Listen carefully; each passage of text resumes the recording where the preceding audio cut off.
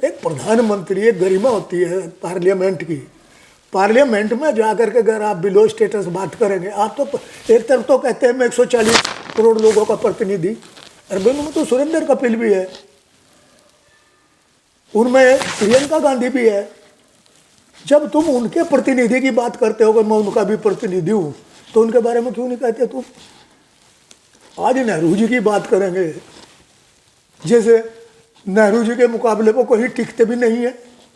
नेहरू जी ने तो अपनी बहुत बड़ी हैसियत थी जिसको बर्बाद किया, उन्होंने दांव पर लगाया।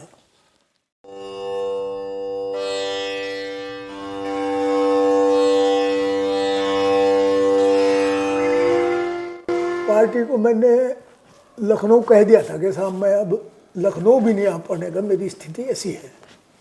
यहाँ तो लोकल में मेरे से कोई कितना काम ले ले, मैं कर भी रहा हूँ, पार्टी का भी कर रहा हूँ, सामाजिक भी कर रहा हूँ।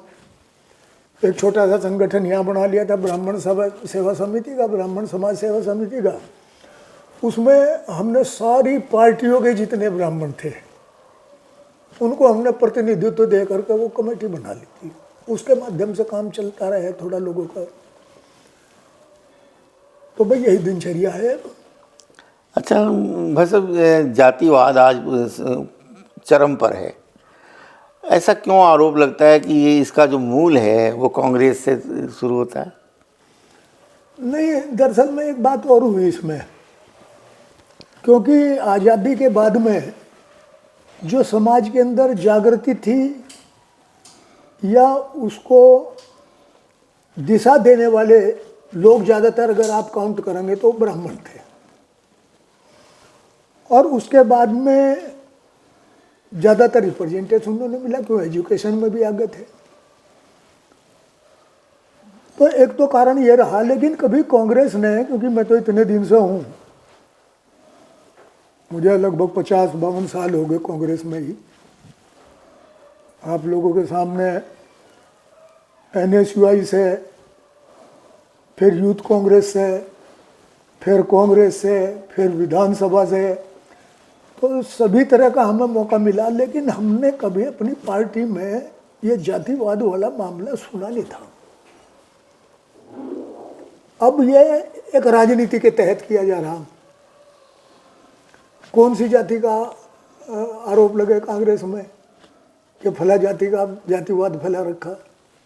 आंकड़े बिठाने पर जब भी एक समीक्षा की जाती थी किसी पे, तो जातियों को आधार माना जाता था, ऐसा लोगों का मानना है कि उस समय कांग्रेस ने उसकी बुनियाद रखी, और आज वो जो फल फूल करके अब हर आदमी में एक जातिवाद की भावना, चुनाव से पहले उसी की प्रक्रिया शुरू होती है। नहीं, ये तो बहुत सी वो बिरादरियाँ थी जो कहीं लाइमलाइट में नहीं थी आज़ादी की लड़ाई में।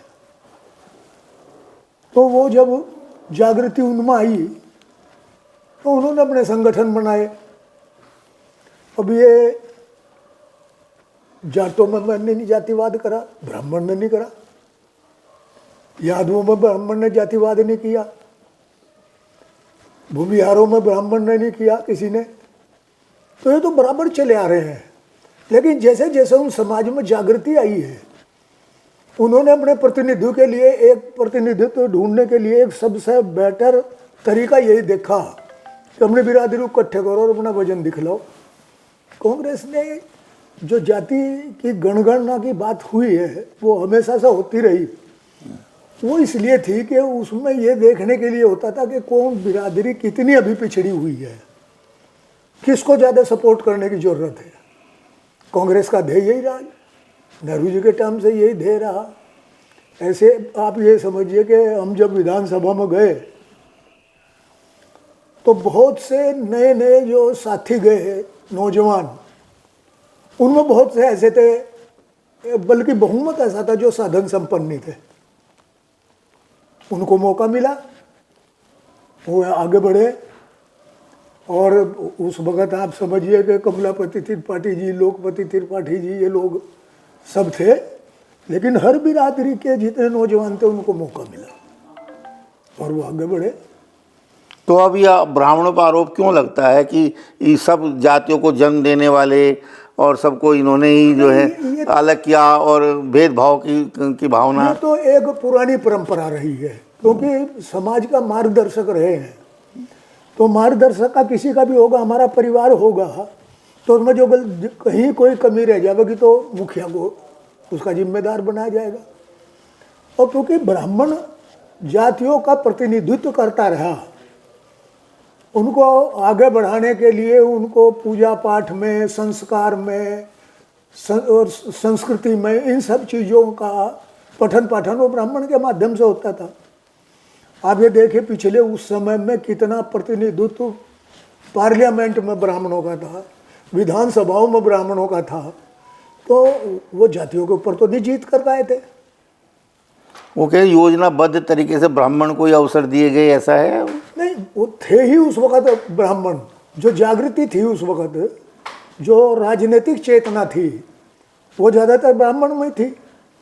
राजे महाराजाओं के टाइम से यही थी, जो वहाँ उनके उसमें हुआ करते थे मंत्रिमंडल में, बीरबल जैसे या दूसरे इसी तरह के, वो सब लोग वो मार्गदर्शक हुए थे।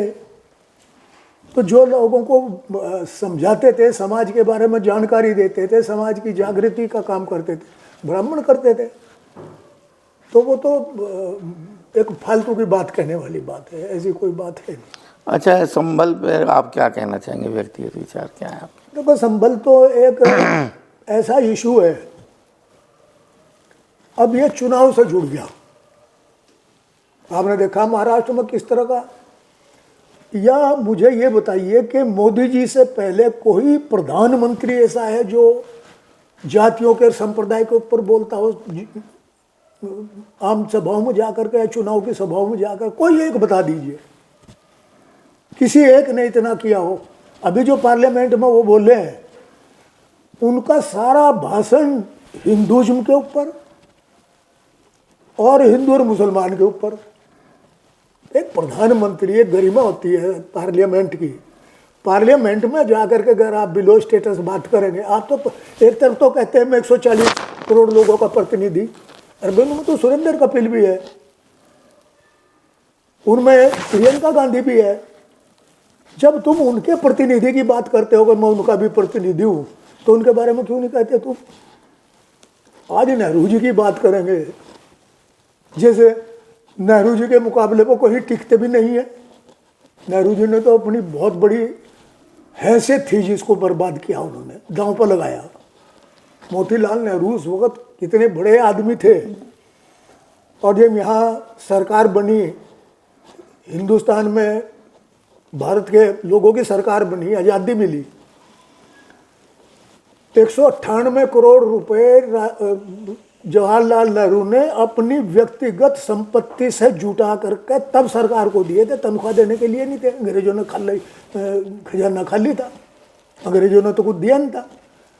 अब जैसे 2014 में बैठे बिठाए सारा इतना बड़ा बजट मिल गया मोदी जी को, उस वक्त थोड़ा ही मिला, अंग्रेजों ने कुछ नहीं दिया था। अब उस जवाहरलाल को आप सिर्फ अपने को बड़ा दिखाने के लिए उन्हें छोटा करना चाहते हो तो नहीं छोटा होते। लेकिन वो सफलता जो प्राप्त कर रहे हैं, अपने तमाम महत्वाकांक्षी होने के बावजूद और तमाम राष्ट्र हित में नहीं सोचा जा रहा है, मैं उसी जातिवाद की बात कर रहा था, उसके बावजूद भी वो कामयाब है। आपके यहाँ अभी महाराष्ट्र में भी यही हुआ, हरियाणा में भी हुआ। देखो, कामयाब होने की बात दूसरी है, पार्लियामेंट में क्यों नहीं हुए कामयाब? अगर ये दो भी जो नॉन बीजेपी थे, नीतीश कुमार और ये नायडू, और दोनों की इनकी भी नब्ज फंसी हुई नहीं थी। आपको पता, नायडू जी की तो खुली हुई दबाव में थे। अगर ये भी दोनों ना होते तो सरकार बन गई थी क्या? तो इसमें कैसे कह देंगे जीत है? उसके बाद इन्होंने फार्मूला पकड़ा, जो हिंदू और मुसलमान का फार्मूला पकड़ के चले, और इसमें बड़ा योगदान 5 किलो फ्री के अनाज का। और महाराष्ट्र के अंदर जो चुनाव की घोषणा से एक दिन पहले 4,000 रुपए प्रत्येक महिला के खाते में जाएंगे, और वो गए, उसका बहुत बड़ा योगदान है। तो उनकी योजना का वो एक हिस्सा है जिसमें वो कामयाब हुए।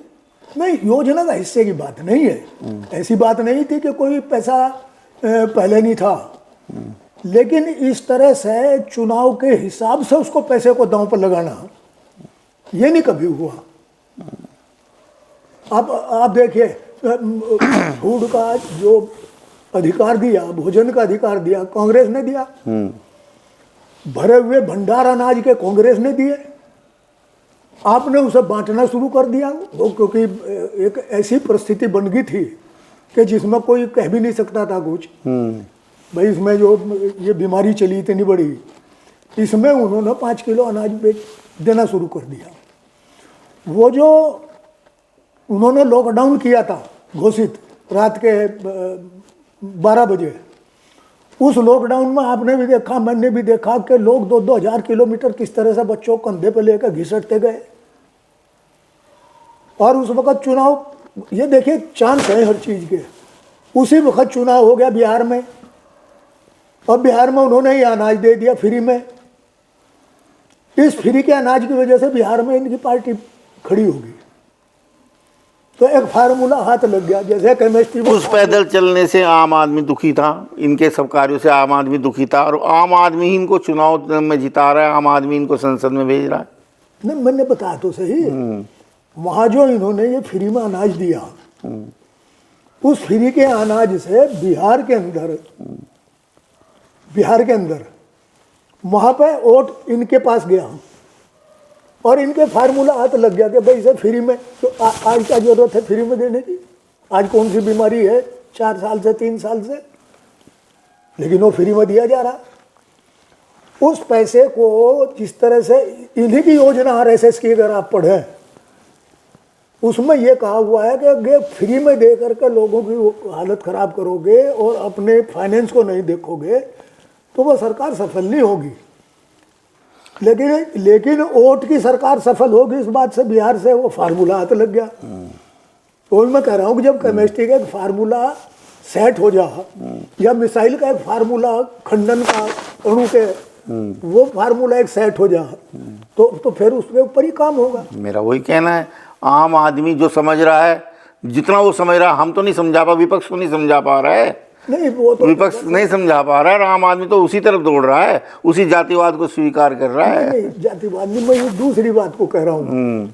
अभी आप ये देखिए, चुनाव था राजस्थान में, मध्य प्रदेश में, वहाँ घोषणा करी अमित शाह ने खड़े होकर के कि हम यहाँ सिलेंडर 400 रुपये का देंगे। मैंने तब भी एक उसमें इंटरव्यू में कहा था, भाई हमारी यहाँ से उत्तर प्रदेश वालों की क्या गलती है, हम वहाँ कैसे करें? वो मिला भी नहीं वहाँ पे। अब उनकी सरकार बनने के बाद में 400 रुपये का सिलेंडर मिला भी नहीं वहाँ अब तक, लेकिन घोषणा की, अभी महाराष्ट्र में घोषणा की कि गैस का सिलेंडर इतने में दिया जाएगा। मैं फिर वही बात कह रहा हूँ कि उत्तर प्रदेश के लोगों को क्या गलती, भाई हमने क्या पाप किए? यहाँ तो उनकी एक तरफा सरकार है, यहाँ के लोगों को नहीं दे रहे सिलेंडर 400 रुपये का, और कहाँ दे रहे हैं? उसके अलावा और देखिए, अभी कश्मीर के अंदर चुनाव था, वहाँ क्या घोषणा करी अमित शाह जी ने कि यहाँ पे अब मुसलमान को ईद पे और एक और फंक्शन उनका होता है, उस पर फ्री में सिलेंडर दिया जाएगा। अब हिंदू मुसलमान कहाँ चला गया जो यहाँ उत्तर प्रदेश में संबल में जोड़ रखा? ये शॉर्टकट समझ लिया गया। अब मान लिया मैं घोषणा कर रहा है, या राहुल गांधी घोषणा कर रहे हैं, जिसमें वो कहते हैं कि इन्होंने कहा था कि खटाखट जाएंगे पैसे। अरे भाई खटाखट वो अपनी जेब से देगा पैसे, तुम तो सरकार का पैसा दे रहे, बजट का पैसा दे रहे। बजट में 30 लाख करोड़ रुपया सिर्फ तेल से, जो ये हम 100 रुपये का पेट्रोल डलवा रहे, इससे 2014 से लेकर कर अब तक 30 लाख करोड़ से ज़्यादा का मुनाफा है सरकार को। इनके पास तो बजट है, ये तो उसमें से देंगे फ्री में। राहुल गांधी या अखिलेश या कोई दूसरा आदमी वो कैसे दे देगा? तो राहुल गांधी जी का पुरुषार्थ जो है, जो संघर्ष है, पुरुषार्थ है, पैदल यात्राएं सफल हो रही है? नहीं, बिल्कुल सफल हो रही है। देखो आपके सामने तो बात है, कांग्रेस कहाँ पहुंच गई थी। हमें विरोधी दल के नेता का भी अधिकार नहीं मिल रहा था, इतनी हमारी स्ट्रेंथ नहीं थी। आज हम 100 पर पहुंच गए, ये 243 पा गए 303 से। अच्छा, वैसे जो आम आदमी, जैसे चुनाव भी आम आदमी के ऊपर ही खेला जाता है, देखा जाता है। मैं अगर ये कहूँ कि सोनिया गांधी जी को अध्यक्ष बनाने का जो निर्णय था वो उचित नहीं था, ऐसा नहीं लगता? नहीं नहीं, वो उसके अलावा कोई अल्टरनेट नहीं था। देखो कांग्रेस पार्टी, ये समझिए आप, राजीव जी के बाद में कांग्रेस पार्टी एक तरह से अंदर खाने विभाजित सी हो गई थी, और उसके लिए दोबारा लोगों ने मजबूरी ये महसूस करी कि इसी परिवार में से अगर अध्यक्ष बनेगा तो लोग जुड़ कर चलेंगे, इसलिए सोनिया जी को बनाया। अब सोनिया जी की क्या बताऊं मैं आपको बात, उस पूरे परिवार की बात बता रहा। मैं तो बहुत करीब से देखा, संजय गांधी के भी साथ गया उस परिवार में, राजीव गांधी के साथ भी गया उस परिवार में, विचार भी देखे, पता लग जाएगा। अब आपको मेरा पता है, 2 मिनट बात करके मैं आपसे पता कर लूँगा। उस परिवार की एक सबसे बड़ी कमजोरी समझो या बड़प्पन समझो, झूठ नहीं बोल सकते, लारेबाजी नहीं किसी से कर सकते, जो कहना साफ कहना। अब आप ये देखिए कितने झूठ गिनाऊं मोदी के।